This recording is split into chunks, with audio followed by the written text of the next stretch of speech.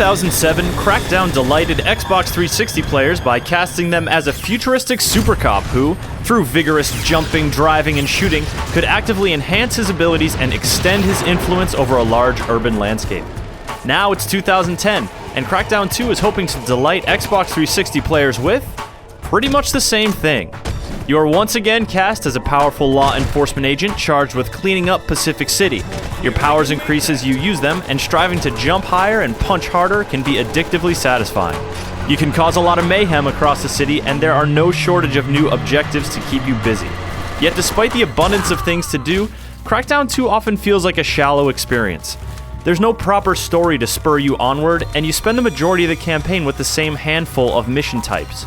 Bringing a friend or three into the action livens things up, but all the different kinds of fun you can have in the game are tainted by one issue or another, and the more you play, the more these problems become evident. Nevertheless, even though Crackdown 2 is flawed and doesn't do much in the way of innovation, there's still plenty of entertaining action here for those interested in leaping tall buildings in a single bound. Crackdown 2 takes place in Pacific City. Geographically speaking, it's the same Pacific City that players explored in the first Crackdown, though time has not been kind to it. Buildings are crumbling, roadways are disrupted, and it generally feels like a more conflict-torn environment. The visuals are improved, and once again, the cel-shaded outlines mix well with more realistic textures, creating a distinctive look. Yet Crackdown 2 isn't exactly pretty. Environmental details don't stand up well to close inspection, and explosions, of which there are many, don't look very good at all. Still, it is fun to explore the city, and it is fun to blow stuff up, and the absence of loading times makes doing both much easier.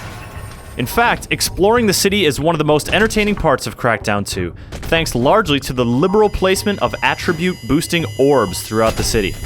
Green agility orbs perch on rooftops, encouraging you to climb to new heights, while white hidden orbs reward curious and thorough explorers. Most orbs are stationary, but two types of renegade orbs will flee from you, baiting you to give chase on foot or in a car. Every orb glows brightly, and once you've spotted one, it's very difficult to resist grabbing it. Collecting orbs is oh so satisfying, and with hundreds of them scattered around the city, it's easy to get caught up in an addictive orb-snatching binge. The downside of this binging is that while leaping high into the air can be exhilarating, climbing structures can be aggravating. It can be tough to tell which parts of the building you will be able to grab onto and what parts you won't. After a while, you develop a good eye for the environment, but there's still the looming problem of ledge detection.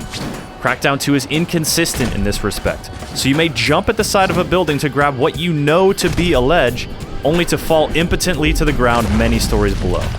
Sometimes your leaping skills allow you to regain your position easily, but the higher you climb, the more time and effort you stand to lose as a result of this flaw. This makes climbing tall buildings nerve-wracking, not just because it's tricky, but because at any moment you could fall victim to Crackdown 2's inconsistency and plummet to earth. Fortunately, though it is aggravating, this problem isn't bad enough to ruin the fun of exploration and orb collection. The other collectibles to be found in Pacific City are audio logs, which come in a number of varieties and shed light on your enemy's agenda and other threats to public safety. I wish I could tell you this will be over soon. These voiced snippets are the only substantial form of plot development in Crackdown 2, but they're few and far between. You get the feeling that there's some mildly interesting stuff going on, but unless you scour the city, the opening cutscene is all the plot you're going to get for the majority of the game. Get after that orb, Agent, fast! You only need to touch it. There's a disembodied narrator who accompanies you wherever you go, and he is initially helpful and somewhat amusing, but after a while his shtick gets old. He starts repeating himself and you'll want to turn him off. The option screen allows this, but in doing so you also shut out the audio log voiceovers, which you actually do want to hear. It's not a great system. Fortunately, there are plenty of bad guys to help you vent your frustration. The enemies arrayed against you come in two varieties, human and not so human.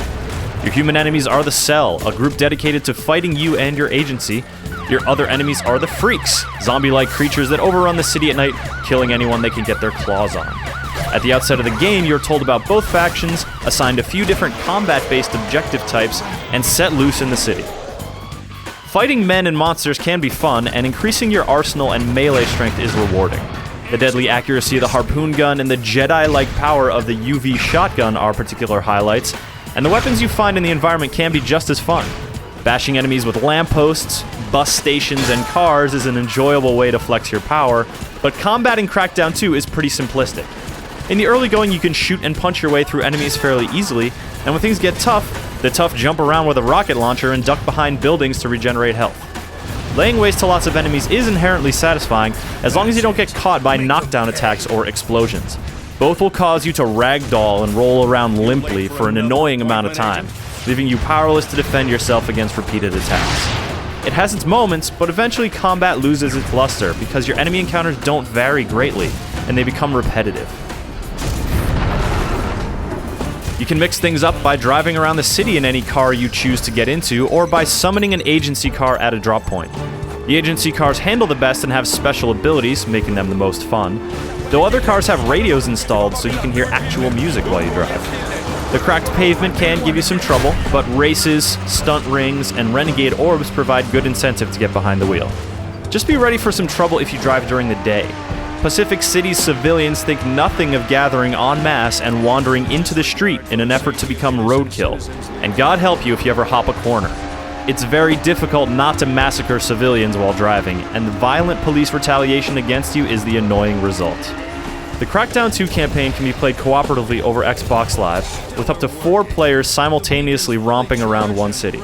Each player keeps their attribute and orb grabbing progress, and there are some orbs that can only be collected with at least 2 players present.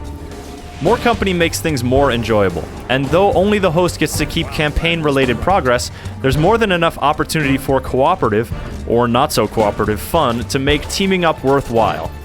The competitive multiplayer is not so worthwhile, offering a paltry 3 modes that cover the basics but don't offer a particularly enjoyable or deep experience. Yet, Crackdown 2 is an enjoyable game. Exploring the vast city, grabbing orbs, pulling off stunts, and flexing your abilities can keep you entertained for hours, and it's even more fun with a friend in tow.